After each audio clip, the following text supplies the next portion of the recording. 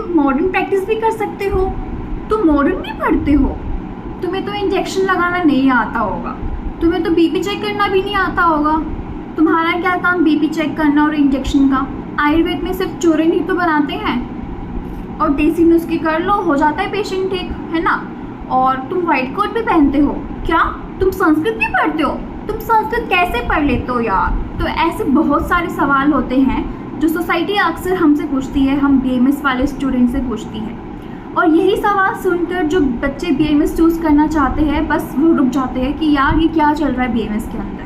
तो आज मैं आपको सारे डाउट्स क्लियर करने वाली हूँ। तो what is BMS? BAMS bachelor of Ayurvedic medicine and surgery. Course में खुद लिखा हुआ है कि हम मेडिसिन परफॉर्म कर सकते हैं एंड सर्जरीज भी परफॉर्म कर सकते हैं। माना कि हम कम सर्जरीज परफॉर्म कर सकते हैं बट हम कर सकते हैं। बात करूँ मैं बीएमएस की तो 5.5 साल की ड्यूरेशन रहती है, जिसमें 1.5 ईयर्स की 3 प्रॉफ होते हैं और 1 साल की कंपल्सरी इंटर्नशिप होती है, जिसमें हमें 6 महीने आयुर्वेद हॉस्पिटल में करनी होती है और 6 महीने हमें किसी एलोपैथी हॉस्पिटल में करनी होती है, वो कंपल्सरी होती है। तो बात करती हूँ मैं फर्स्ट प्रॉफ की। तो फर्स्ट प्रॉफ में क्या रहता है, आपके पास 5 सब्जेक्ट्स रहते हैं। आप जब नए एंटर करते हो 11th-12th में, आपको कोई नाता नहीं रहता संस्कृत में, मतलब सभी कॉलेजेस सभी स्कूल्स में नहीं रहता संस्कृत एज ए सब्जेक्ट, बहुत कम स्कूल में रहता है। कभी बच्चे के पास तो हिंदी भी नहीं रहता, तो वो आते हैं तो थोड़ा डर जाते हैं नीट के बाद कि यार ये क्या आ गया, संस्कृत पढ़नी पड़ेगी, हिंदी पढ़नी पड़ेगी, कोई स्कोप इसका है भी या नहीं है। तो आई एग्री कि बच्चे डर जाते हैं, मैं भी बहुत ज़्यादा डर गई थी कि मैं कहाँ आ गई, क्या पढ़ना पड़ रहा है। वात पित्त कफ 3 दोष जो होते हैं क्या होते हैं।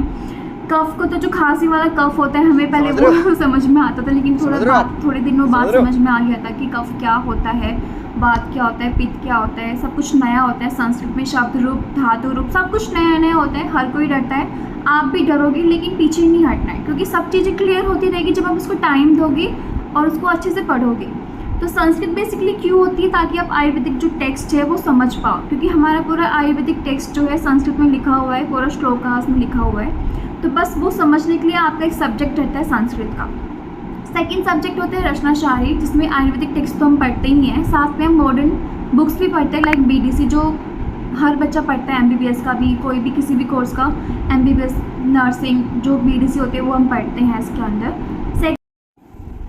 ऑल्सो लोग पूछते हैं कि आप रिग्रेट फील तो नहीं करते बीएमएस चूज़ करने के बाद। तो सच्ची बताऊँ तो मैं फर्स्ट प्रॉफ में थोड़ा करती थी कि मैं कहाँ आ गई, क्या कर रही हूँ, क्या संस्कृत पढ़ रही हूँ, क्या हिंदी पढ़ रही हूँ, काफ़ी बच्चे आगे बढ़ चुके थे तो मैं क्या कर रही हूँ। तो लेकिन फर्स्ट प्रॉफ में तो सबको रहता ही है। सेकेंड प्रॉफ आने के बाद मुझे लगा कि हाँ कुछ तो इंटरेस्टिंग है इस कोर्स में। तो 3 साल स्पेंड करने के बाद आई कैन सी कि मुझे कोई रिग्रेट नहीं है इस कोर्स को चूज़ करने के लिए।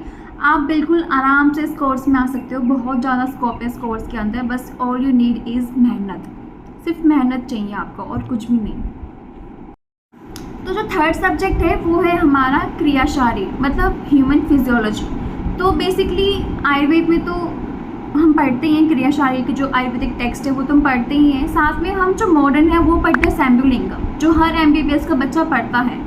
तो बाकी आप पर डिपेंड करता है कि आपको कैसे पढ़नी है मॉडर्न की बुक। आपको डिटेल में पढ़नी है, आपको ज़्यादा इंटरेस्ट तो आप डिटेल में पढ़ सकते हो, सुपरफिशियल लेवल पे भी पढ़ सकते हो, लेकिन बात यह है कि हम दोनों पढ़ सकते हैं, मॉडर्न भी और आयुर्वेद भी।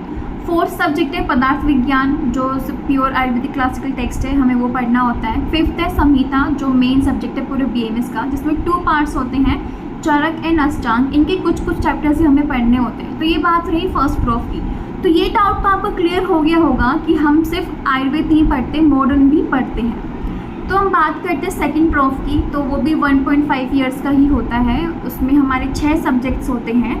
तो जो मेरा और मेरा पर्सनल फेवरेट सब्जेक्ट है वो है रोग निदान। तो पैथोलॉजी इतना इंटरेस्टिंग सब्जेक्ट है, इतना प्यारा सब्जेक्ट है, इतना इंटरेस्टिंग है, बहुत ज़्यादा इंटरेस्टिंग है, मेरा तो पर्सनल फेवरेट सब्जेक्ट है। लेकिन जो बच्चे MBBS में हर्षमोहन पढ़ते हैं वो हम यहाँ पढ़ते हैं पैथोलॉजी के अंदर आयुर्वेदिक टेक्स्ट के साथ साथ। आयुर्वेदिक टेक्स्ट भी बहुत इंटरेस्टिंग है पैथोलॉजी का, रोग निदान का, सच्ची में बहुत प्यारा सब्जेक्ट है।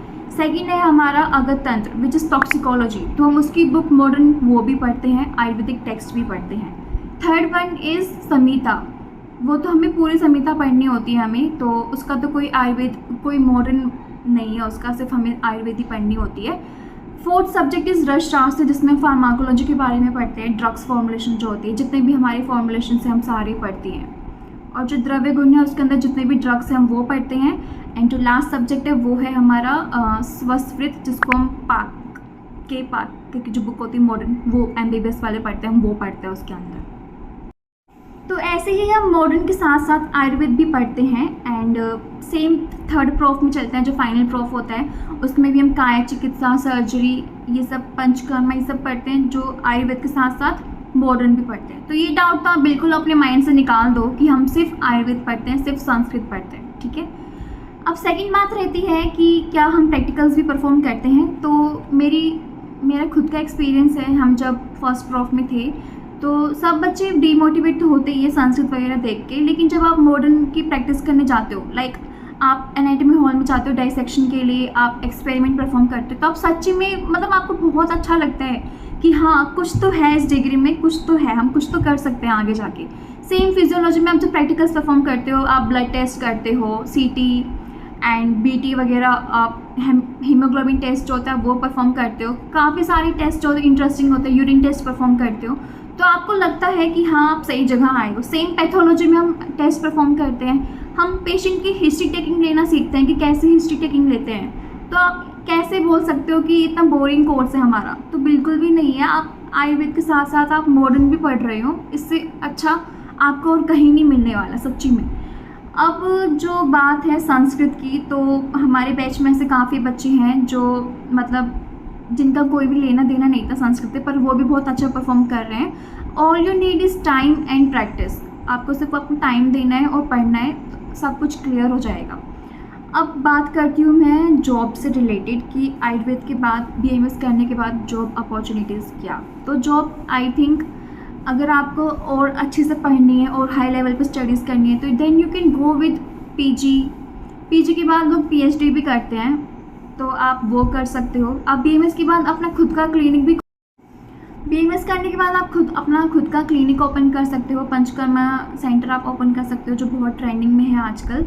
एंड ऐसे काफ़ी डिजीज़ हैं जो सिर्फ हमारे आयुर्वेद के अंदर ही उनका ट्रीटमेंट है, लाइक इनफर्टिलिटी, आजकल कितने लोग हैं जो इनफर्टिलिटी से पीड़ित है। एंड कुछ cases like vitiligo, skin disorder है, एलोपैथी के पास कोई भी ट्रीटमेंट नहीं है उसका, हमारे आयुर्वेद में ट्रीटमेंट है, टाइम लगता है लेकिन सब कुछ सही हो जाता है। ऑल्सो आप UPSC वगैरह एग्ज़ाम भी दे सकते हो। तो ऐसा मत सोचो कि BAMS के बाद क्या, बहुत सारे करियर ऑप्शन आप जा सकते हो।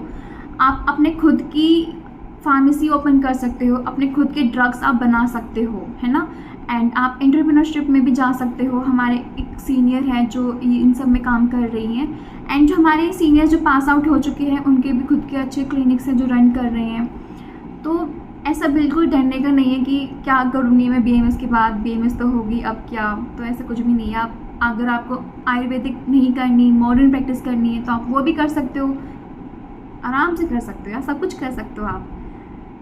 So that's it for today's video. अगर आपको और कोई डाउट है BAMS को लेके, तो आप मुझे प्लीज़ कमेंट कर सकते हो, मैं आपको रिप्लाई कर दूँगी।